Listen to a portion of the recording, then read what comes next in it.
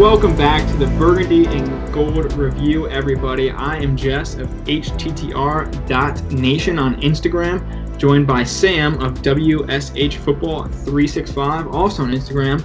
Check us out if you are not already following. And some somewhat big news has been circulating the past few days.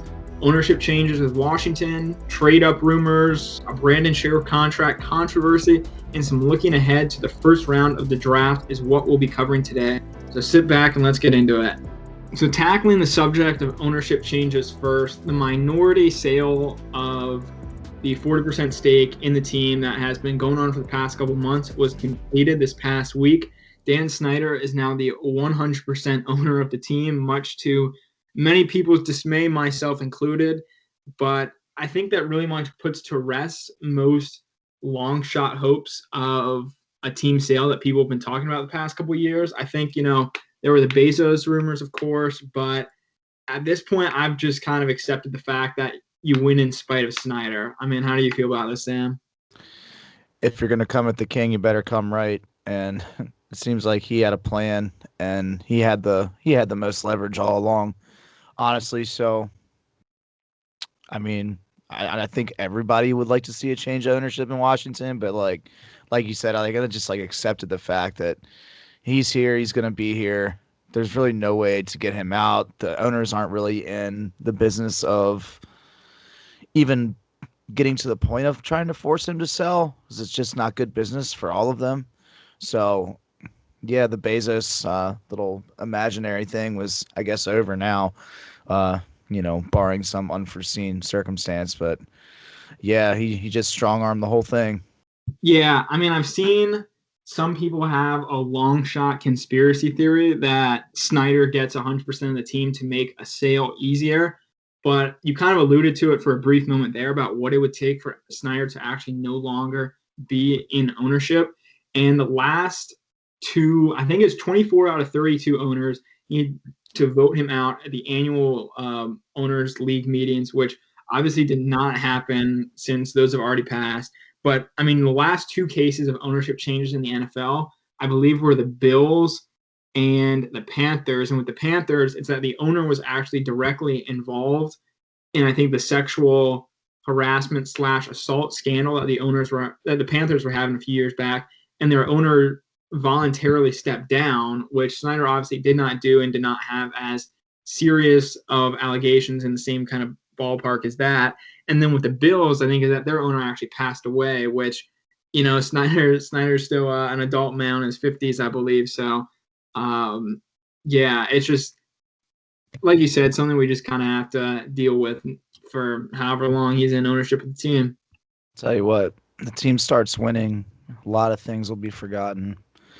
He still sucks, but winning's winning, so we get used to it. He's going to be here. We win with him or lose with him. Got to deal with it.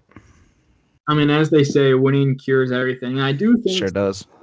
I do think he's been better, I guess, the past couple years. I'm not really the stories you've heard, like where he sued the grandma who was a fan of the team a couple years back, or where he just was like super active in free agency. I mean, we don't have that same Dan in charge of the team, so I think he's like improved from then, but obviously still it's Dan Snyder. I mean, let's be honest here.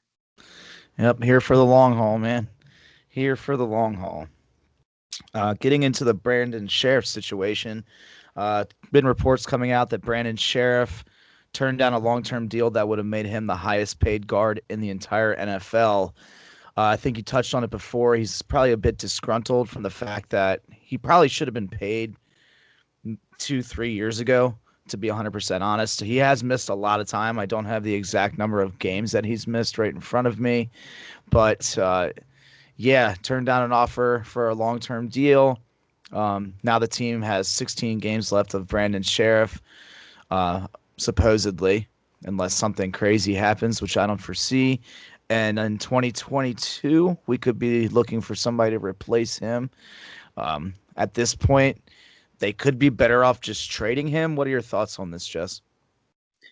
I don't think there's much of a trade market as people would like to believe, or at least a trade market where you'd get something back that is the imagined value of Sheriff. So to kind of put into context what Washington, let's say Washington wants to trade Brandon Sheriff. Like, okay, this guy wants out. We don't want him here. Sheriff's going to be in a different team for 2021. So under this scenario, okay, let's say how Washington would go through the trade process and finding a trade partner. So any team that's trading for Sheriff, you're trading for obviously offensive lineman last longer than some other positions, but you're still trading for a 30-year-old interior offensive guard that has had injury issues. So that already somewhat devalues his perceived value in the fan base, by the fan base, should I say, excuse me. On top of that, Sheriff is right now guaranteed 1 year, $18 million for 2021. That's a pretty bad contract situation that Washington is in for negotiation standpoints, because what that 1 year, $18 million guarantee does for Sheriff is it gives him a price point that he's not going to back down from. Because if he's guaranteed $18 million for the year of 2021, why would he sign anything that's not close to that? So, and that's an astronomical price for an offensive lineman. So Washington's in a tough spot with that already. So if you were to trade him, you're also trading that contract situation to another team. So another team gets stuck in the same spot that Washington is now, where you want to pay this guy, but he's asking for more money than you're willing to give up. And on top of that, a team also is going to have to give up an asset and also give up contract funds to Sheriff. So all of this hassle is for a position that you can pretty much just, let's say you think you can get a first-round pick for Sheriff. Why would you not just spend a first-round pick on an interior offensive lineman that's 20 years old right now? I mean, what would you say to that, Sam? No, I'd have to totally agree with you. The perceived value, like you said, you think an all-pro guard will get a first-round pick, but that's just not how the market works. And a term I like to say all the time is this isn't Madden. This is real life. This is the real NFL market. And unfortunately, with his contract situation, his age, and his injury history, he's not worth more than what you said, a third or a fourth. And it puts you in the situation alternatively on our side, do we even want to trade him? Because as we discussed in the last podcast, like they have the ability, or it might be possible for them to get a compensatory pick back for him, whether that be a third or a fourth. He's an all-pro player. When we lost Kirk, we got a third back for him. I don't know how quarterback to guard would correlate, but I think a third or a fourth compensatory pick would be something realistic. So the team, do you just get 16 games out of him this year and be glad you have him because it's looking like this, might be another playoff team? Or do you make that trade and put your stock in Sadiq Charles or someone else that you get from the draft or free agency? But yeah, I have to totally agree with your take on the Brandon Sheriff situation. I mean, let's just say you're the Minnesota Vikings, who have always had offensive line problems the past couple of years. It feels like, why trade pick 14 for Sheriff when you can just draft Elijah Vera Tucker at 14, who's 21, 22 years old and can play all five positions on the offensive line? Like, why would you trade that kind of value right, for what you have to deal with that hassle with? And I mean, like, I think I agree with the stance that you pretty much have to move forward. Like, you have 16 games left of Sheriff. And I don't also think it's 17 game season. I keep forgetting. It's true. That's going to take some getting used to. But, yeah. I mean, Washington doesn't have a replacement in place for Brandon Sheriff right now. I mean, they can after the draft, and then you can work with that situation. But, I mean, like, putting too much stock, obviously you want to, like, develop guys who can take over. And I'm hopeful in Sadiq Charles. I mean, he only played 2 snaps last year, but he was a promising draft prospect. The staff really, really likes him. But trusting the next man up every single time, that you always have a young guy in the wings, gets you in situations where you have Wes Martin and Troy Apke taking meaningful snaps. So absolutely. The next man up isn't always the best option. So I think what I would do is I'd just hold on to Sheriff for 17 more games, let him play his play at right guard. Then you let him walk in 2022, much to your dismay, but it's what it is at this point. Maybe draft somebody. We'll see how Charles progresses, but there's not much that can really be done at this point. The end of the day, he's just a guard. Guard. As the wise Jay Gruden once said. Not to bash Offensive line is so No, important. not at all. But in this isn't a premium left tackle we're talking about, and it is. I mean, it is kind of interesting. You touched on this for a second. It is kind of interesting how this whole thing progressed, where he should have been paid a few years ago. Because I think he would have been eligible for a contract extension after 2017, if I'm right. But Yeah. I feel like the team didn't feel rushed to then because they extended his 5th-year option. And then after 2018, I think it's because I'm not sure. Yeah, I just don't know. This was something that Bruce and Co. fumbled up. Bruce Allen still haunting us from Yeah. 2 years removed, but Beyond the grave. beyond the grave. Exactly. I do remember in 2019 though that the team wanted to pay Sheriff.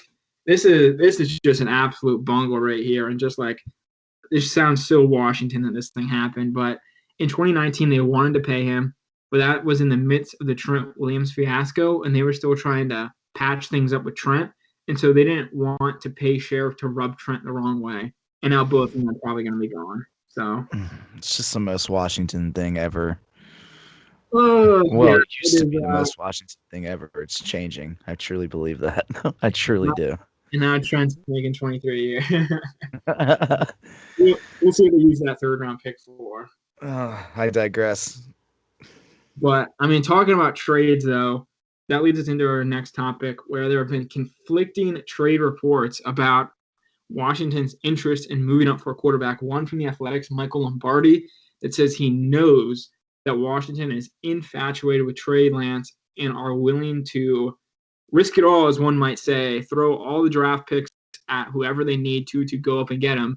But on the flip side, and Lombardi is a very credible source, but on the flip side, you have another very credible person in Monday Morning Quarterbacks, Albert Breer, who says he thinks it's pretty unlikely to see a big move up from Washington. So, I mean, if you needed a better example to show how what smokescreen season is, there you go. Yeah, exactly. You kind of just have to take things with a grain of salt this time of year.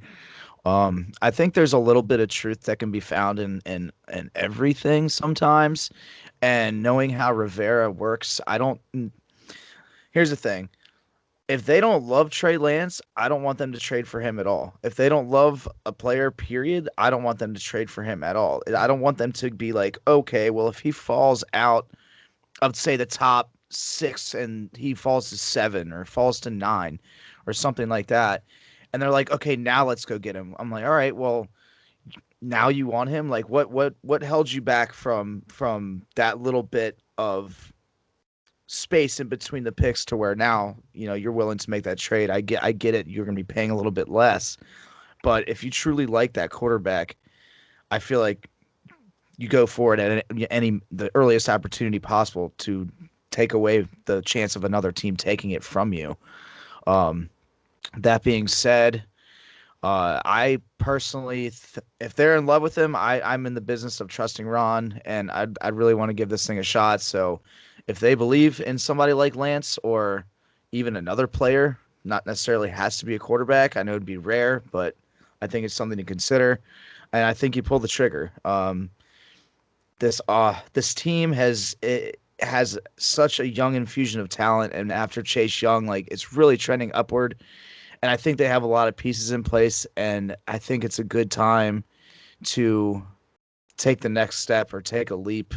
And everything is a risk in the NFL. So why not try to take a big one and hope it pays out big?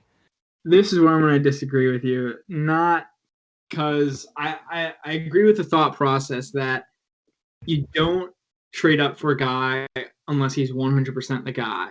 Like let's say Trey Lance is someone they are infatuated with. Then if Washington is head over heels for him, then okay, you get behind the move for package what you can package and go up and get that dude who you believe is that dude. But and I mean, Chris Ballard, Colts general manager, once said this. I think it's a really great quote. You don't get a quarterback for the sake of getting a quarterback. You get a quarterback because he is the quarterback. So you don't just bring somebody in to check the box. You bring him in because you feel he is that guy. But where I disagree is I'm actually not in favor of wanting Washington to trade up for anybody. I know this sentiment kind of gets rebutted with the point that, it's afraid of attacking success or afraid of, what happened last time Washington made a big move for a quarterback.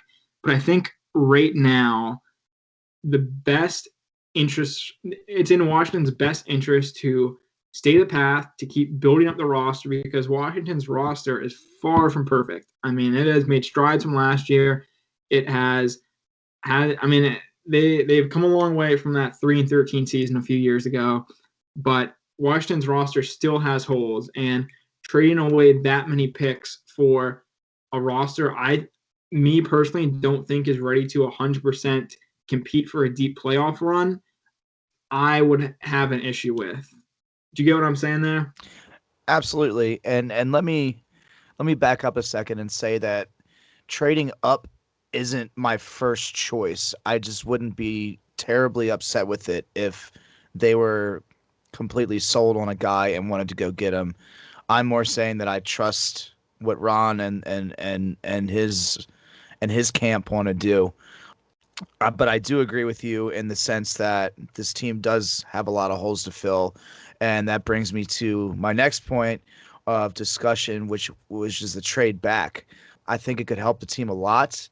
I think a lot of people would get really pissed off if they traded out of the first round, but it could be wildly beneficial if they pick up another first and get some good solid players, fill out the depth on this roster, and then next year have a lot of ammunition and go up and try to get somebody they really like next year, if they can get another first round pick out of it, or even not even trading out of the first round entirely and just trading back a couple of picks and maybe grabbing an extra third or something, to add for ammunition could be entirely beneficial.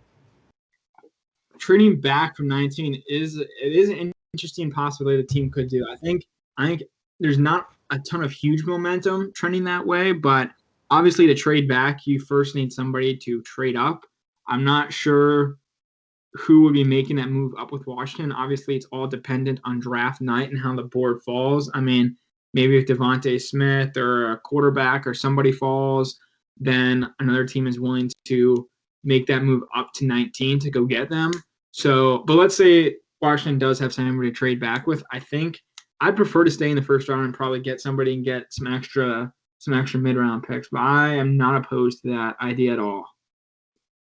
I think it could be very beneficial for the team to go back. My latest mock draft, I actually had them trading back just like a couple spots and grabbing an extra third. So I'm all about draft capital. Well, just try and trade for every third-round pick they can, because Yeah, then just get all third round picks. Gonna get an all-star team from third-rounders. Like Sean McVay, trade away all the first rounders. And the Rams haven't needed them so far. So I heard a funny joke. Sean McVay doesn't like to work on Thursdays, so he trades away his first round picks. Huh. There we go. Let's take the day off. But Yeah. So we're talking first round, and I think there's let alone trading up and trading back. Let's just say they stand pat at 19. I think there's a couple ways the team can go. I mean, there are a lot of different names that have been tossed out there, as what usually happens in the middle of the first round. But I definitely think linebacker and offensive line have the most steam, or most not steam, but most momentum behind them between seeing an actual pick there happen. Yeah, I would have to agree with you. Good thing about this, though, and the amount of quarterbacks in this draft, I think it's going to push a lot of really good players down the board. You'll have guys like Jeremiah Wusu-Karamoa might be there, Christian Darrisaw, a few others. What are your predictions for 19 if they were to stand pat? Going under the assumption it would be linebacker or offensive line, I think there's a lot of signs pointing to Jamin Davis out of Kentucky, linebacker. Ben Standig has said the team has met with him the most out of any other draft prospect. He has been shooting up draft boards. I think he ranked in the 98th percentile of athleticism at the position. Also a great technical player. He is skyrocketing up draft projections right now. I think he's definitely in play there. I think it'd come down to him or Darrisaw, because Darrisaw I know they like a lot, but Darrisaw I'm not sure will actually be there when they're picking. Yeah, I'm not sure either. I have heard mixed reports that some teams don't believe that he is a left tackle. That he's more of a right tackle, but I have heard a report that Washington believes him to be a left tackle, and they are definitely in the market for one. Um, for me, I would have to agree with you on Davis. I admittedly don't know a whole lot about him. He started kind of seemed like he just jumped on the scene a little bit in the last couple of weeks, nationally. A guy that I really really like, and it's pretty far fetched, not crazily far fetched, but I really hope he could end up dropping down to us is Micah Parsons from Penn State. He's just an absolute freak at linebacker, fast, sideline to sideline. A lot of guys say he might be the best linebacker prospect since Luke Kuechly, and we all know what Rivera did with Luke Kuechly. So I would love to see Micah Parsons in the Burgundy and Gold. I'm against Parsons.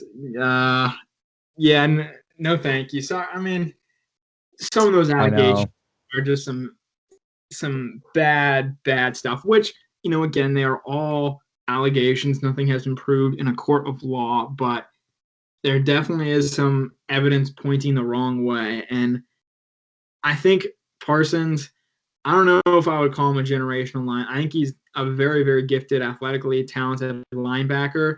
I think he's got a lot of potential as to what his ceiling is and what he can accomplish, especially behind a great defensive front and in a great defensive scheme, both which he would be getting here.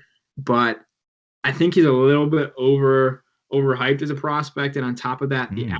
I mean, I wouldn't be 100% against it. I mean, it's hard not to get excited thinking about the ceiling he could achieve, but for right now and how I think things play out, I just have to say no. Yeah, his off the field issues are definitely concerning, alleged off the field issues. And it'll be interesting to see if there he's. I mean, we will never know if he's actually on the draft board or not. But Rivera doesn't seem to have tolerance for stuff like that. So unless his kid's completely turned his life around, you never know. But based upon talent alone, he would be pretty damn good in the defense, or had the potential to be. Well, we've been talking linebackers, and I mean, you kind of mentioned for a second, but we haven't gone into Jeremiah Owusu-Koramoah, who is an interesting pick. He's got kind of a linebacker safety tweener kind of build to him, something that Ron and Ron's staff have worked with in Carolina with Shaq Thompson or Thomas Davis Sr., both of which had some good success there. But his frame is, I mean, he's a little bit light for a linebacker, but he also is positionless football is the future of football. So I think that would be a grand slam pick by the team too. I do as well. He's a Swiss Army knife. I think he played. I think he even lined up on the defensive line at Notre Dame at times. They split him out wide, put him on wide receivers. He can cover the slot, cover tight ends, which has been an issue in Washington for as long as I can remember. Um, yeah, I think he'd be a great overall pick. I'd like to see him put on a little bit of weight, honestly, because right now he's listed as 6'1", 215. And I'm more of like, I like what he offers, but like I don't want another Landon Collins. Like I want him to be a thumper too, as well as I just like old school downhill linebackers. So if this guy's schemed the right way, like I'm all for it. But if not, like I can see where he might get lost in the defense a little bit. Last one, dark horse pick here. Either if Washington traded back or if they fell in love with him at 19. Let's say you want to go all in on the secondary. Let's say Philadelphia drafts a rookie wide receiver. Dallas obviously has their group. New York's got a pretty decent group of guys too. Let's say, I mean, you spent big money on Will Jackson. You just want to go all out and having a great D line and great secondary. Trayvon Moehrig out of TCU. I think he fits like a glove. Right, I would love that selection. I know some people think 19 would be a bit rich for him, but I think he would be a day one starter. Big upgrade over Everett or Jeremy Reeves. His versatility, his zone coverage, his just like shoots around like a bowling ball or a pinball on defense, just knocking guys over. I think that'd be a super underrated pick. Well, he would have to beat out Troy Apke first. So I don't know if that's going to be possible. The man of the people. Honestly, I don't know a whole lot about Morrig either. I was honestly under the impression that he was a strong safety, but I will take your word for it and go watch a little bit of film on him because I haven't admittedly watched a whole lot at all. I think the best thing is that Washington has some options that can go. I mean, we've covered offensive line, linebackers, and a free safety too. I don't think. I mean, and then maybe somebody like Elijah Vera Tucker drops to him, and you get your Sheriff replacement in the building. He starts at left guard, and then kicks out right when Sheriff leaves in 2022. I mean, they've got a couple of different routes that they can take here. Yes, definitely a whole lot of routes they could take. It'll be interesting to see where they go from here. Draft is in 3 weeks now, I believe. 2 weeks? 3 weeks yesterday. Oh, this is recording on Friday. Not sure when this is going to get released, but it is the 29th of April. Yeah. Timestamp right now, Friday, April 9th at 3:18. We are 20 days away from the NFL draft. Coming up quick. All right, guys, that's all we have for you today. Thank you so much for tuning in, and be sure to follow us on all social platforms and like and subscribe to the podcast. You can find us on Apple, Spotify, YouTube, and anywhere else podcasts are streaming. And sure to follow us on Instagram and Twitter as well. That's at the BNG Review.